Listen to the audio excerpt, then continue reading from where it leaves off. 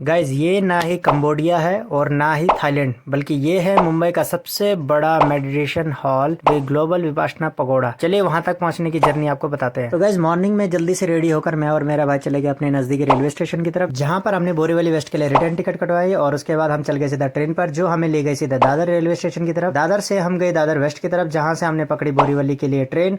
Borivali waste में हम उतरकर हम चढ़ गए सीधा बस पर, जो हमें ले गई सीधा गोराई खाड़ी बस स्टॉप पर। और अब यहाँ से हमें बोट के जरिए आगे बढ़ना था, तो इसलिए हम चले गए टिकट काउंटर पर, जहां से हमने पर पर्सन 100 रुपीज का रिटर्न टिकट कटवाया, जिसको बाय करके हम चले गए सीधा बोट पर। थोड़ी देर बोट से सफर करने के बाद हमें दूर से ही ग्लोबल विपासना पगोड़ा दिखने लग गया था, जिसने लोगों के बीच में क्यूरियोसिटी और बढ़ा दी थी। खैर थोड़ी देर बाद बोट से नीचे उतरते हम चल पड़े आगे, और यहाँ पर खाने पीने की काफी सारी व्यवस्था कर रखी थी। खैर इन चीजों को इग्नोर करते हुए फाइनली हम पहुंच चुके हैं अपने मंजिल पर, और ये है दोस्तों ग्लोबल विपासना पगोड़ा का एंट्रेंस गेट, जो कि बाहर से आप देख सकते हैं कितना खूबसूरत सा लग रहा है। चलिए इसका अंदर से आपको पूरा स्ट्रक्चर दिखाते हैं। अंदर जाने से पहले सबसे पहले हमने सामान की चेकिंग कराई, जो भी हमने सामान ला रखा था। तो खैर हमारे पास कुछ सामान था नहीं, इसलिए हम बढ़ गए सीधा आगे, और वहाँ देख सकते हैं आप पूरी सीढ़ी को पार करते हुए हम पहुंचे गए सीधा ग्लोबल विपासना पगोड़ा के अंदर।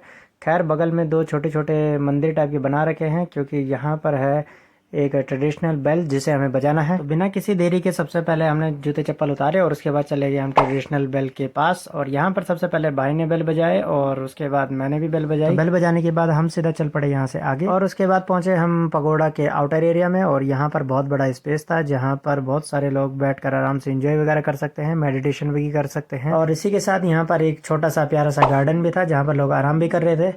और यहाँ पर एक बुद्धा का हाथ भी था, और साथ ही साथ एक बहुत बड़ा यहाँ बुद्धा का स्टैचू भी था, जहाँ पर सभी लोग फोटो भी खिंचवा रहे थे। और उसके बाद हमने एक्सप्लोर किया ग्लोबल विपासना पगोड़ा के म्यूजियम को, और साथ ही साथ हम गए यहाँ के आर्ट गैलरी में, जहाँ 120+ आर्ट्स बना रखी थी गौतम बुद्धा की जीवनी से रिलेटेड। खैर इन चीज़ों को एक्सप्लोर करने के बाद हम चल पड़े मेडिटेशन मेन हॉल की तरफ। खैर वहाँ पे वीडियो बनाना अलाउ नहीं था, तो इसलिए हमने 10 मिनट का मेडिटेशन किया, और इसी के साथ ही अब हमारा यहाँ से जाने का टाइम हो चुका था, क्योंकि 6 बजे लास्ट बोट जाएगी हमारी। तो इसलिए बोट पर चढ़कर हम चल पड़े सीधा अपने वापस रूम की तरफ। और जाते जाते यहाँ पर सनसेट भी काफ़ी सुंदर नज़ारा देखने को मिल रहा था। तो खैर फिर से हम बस पर चढ़कर ट्रेन पर चढ़ने के साथ ही हम चल पड़े अपने रूम पर। तो इसी के साथ मिलते हैं अपने नेक्स्ट मिनी ब्लॉग में। Bye bye.